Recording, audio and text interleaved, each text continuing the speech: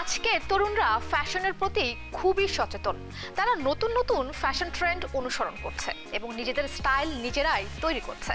তাছাড়াও social media এবং ইন্টারনেটের মাধ্যমে বিশ্বের বিভিন্ন কোণ থেকে তারা ফ্যাশন ট্রেন্ড সম্পর্কে জানতে পারে।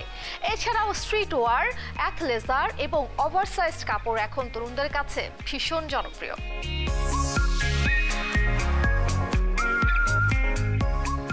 এখন ওয়েস্টার্ন ফ্যাশনের আসলে জনপ্রিয়তাটা বাড়ছে, কারণ এটা অনেক ক্ষেত্রে হতে পারে। সেটা হচ্ছে আমাদের যে তরুণী আছেন তারা যেমন দেখছে যে এটা কিন্তু একদিকে অনেকের ক্ষেত্রে টি শার্টটা হয়তো কমফোর্ট, তাই সে টি শার্টটা পরছে।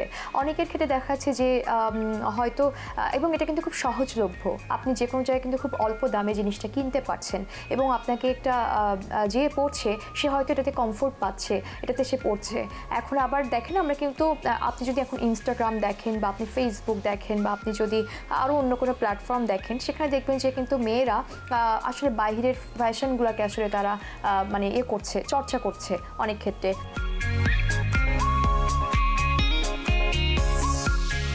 আমরা যখন আবার অনেক ধরনের সিরিজ দেখছি, যেমন এখনকার ছেলেমেয়েরা আবার কিছু কোরিয়ান সিরিজ দেখছে বা বিভিন্ন কিছু দেখছে, তো সেক্ষেত্রে আমি দেখেছি যে বেশিরভাগ ক্ষেত্রেই আসলে তরুণীদের মধ্যে ওয়েস্টার্ন ফ্যাশনের মধ্যে টি শার্ট বা এই ধরনের কমফোর্টেবল পোশাকগুলো আসলে জনপ্রিয়তা পাচ্ছে। তো এবং যারা ইউনিভার্সিটি পড়ুয়া তারাও হয়তো এই পোশাকগুলোতে বেশি মানে প্রায়োরিটিস দিচ্ছে। তার মানে এমন না যে তারা কিন্তু ওয়েস্টার্নের পাশাপাশি তারা বাঙালির যে পোশাক সেটাও পরছে না, সেটাও পরছে, কিন্তু যেটা আসলে তাদের কাছে সহজে পাওয়া যাচ্ছে, যেমন আপনি একটা টি শার্ট হয়তো আপনি 200 টাকায় কিনতে পারছেন, আপনি 300 টাকায় কিনতে পারছেন, আপনি একটা জিন্স তো খুব স্বল্প দামে কিনতে পারছেন। তো এটা দেখা যাচ্ছে যে সেক্ষেত্রে হয়তো তারা এটাকেই বেশি পছন্দ করছে।